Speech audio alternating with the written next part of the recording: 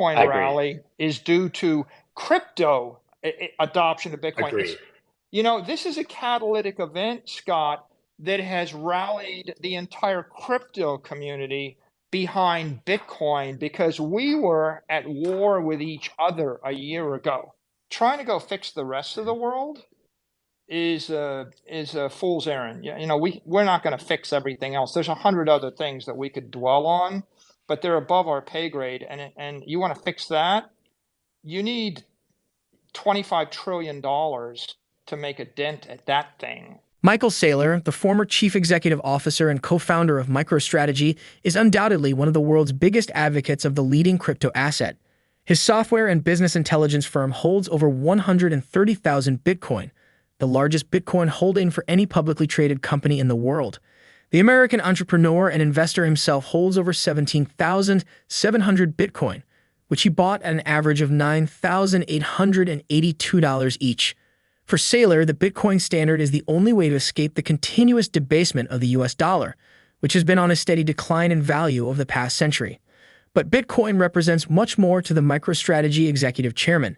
To him, Bitcoin is the future of the digital asset ecosystem, the solid foundation on which everything in the crypto ecosystem has been built and will continue to exist. In a recent Twitter Spaces discussion with Scott Melker, Saylor discussed his thoughts on the ongoing U.S. banking crisis and the impact on Bitcoin and the entire crypto ecosystem. According to Saylor, the Bitcoin rally is not an effect of the mainstream getting into Bitcoin.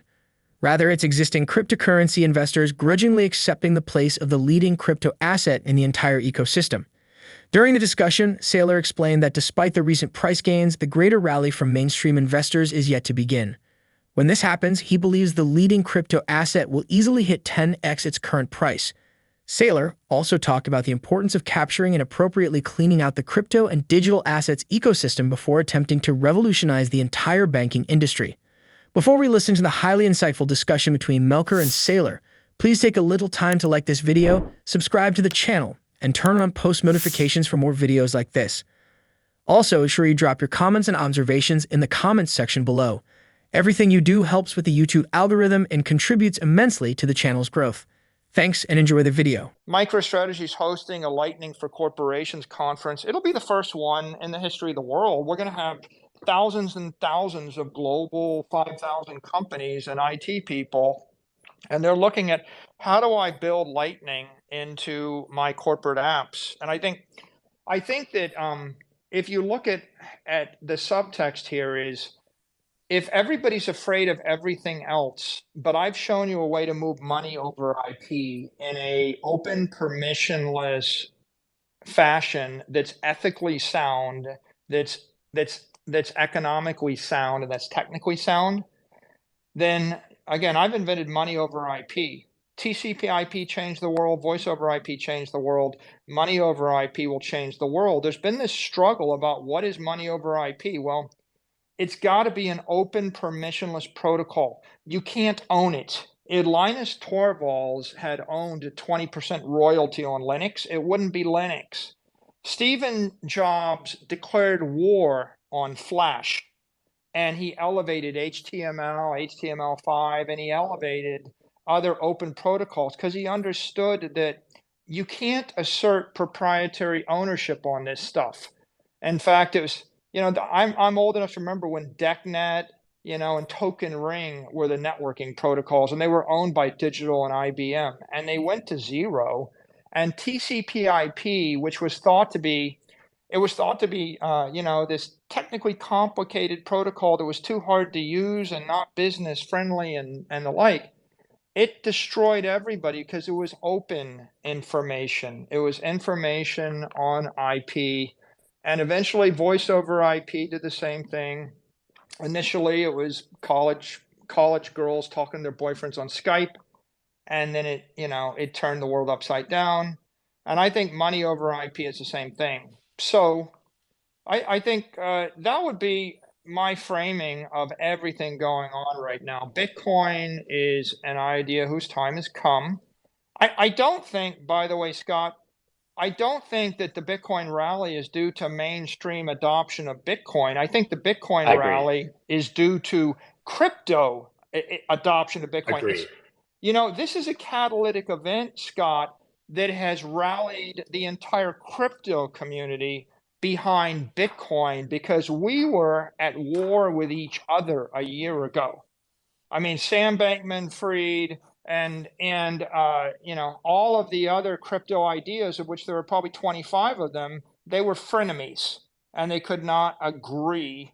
And I think that when FTX melted down, I think it was a come to Jesus moment for crypto people because they realized that we really have to put our differences aside and and agree on one thing, which is Bitcoin is good, right? And if you want to boil this down, like my view is Bitcoin is open, permissionless digital commodity. Nobody controls it. Everybody has to pay their way into it. If I want to have Bitcoin, I put $4.2 billion of real cash into Bitcoin. And if I say the wrong thing, the maximalists shred me tomorrow. And I know that I don't have any control whatsoever over the protocol, even though I paid $4 billion to buy into it, because it's everybody's property. And so Bitcoin is this common thing we can all agree on and nobody owns.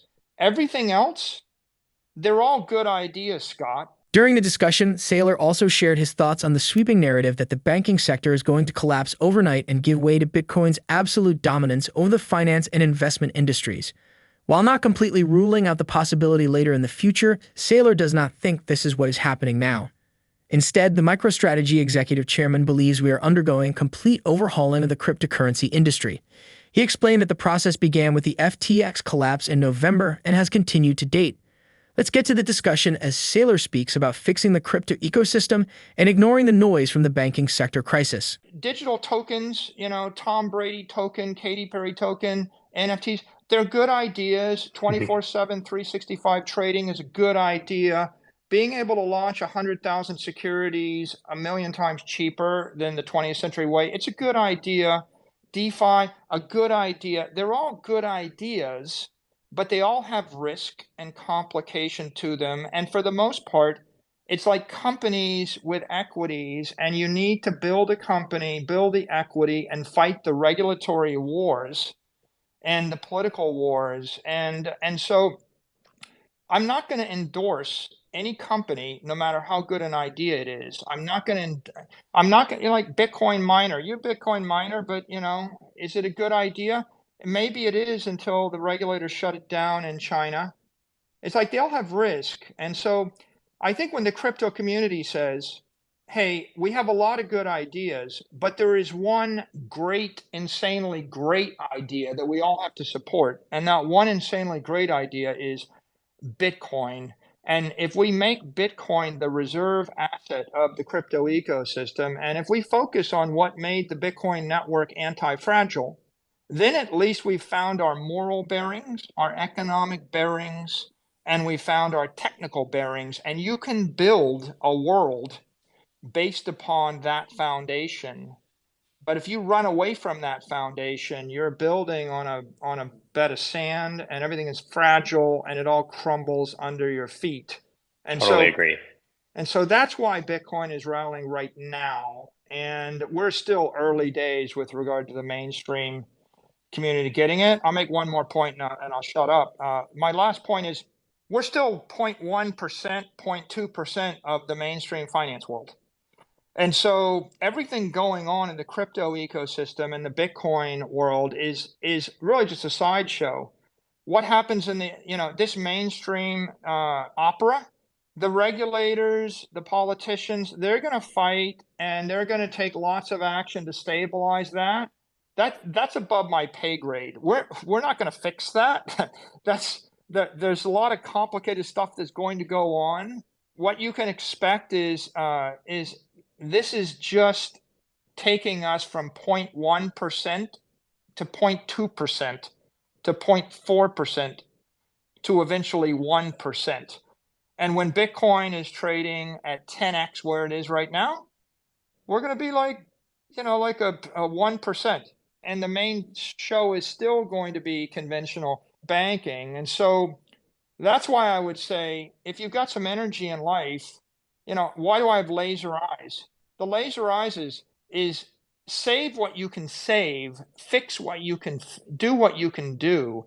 We can make Bitcoin successful, and we can build an ethical, sound, rational set of applications and a framework around it. If we start from Bitcoin, trying to go fix the rest of the world is a fool's errand.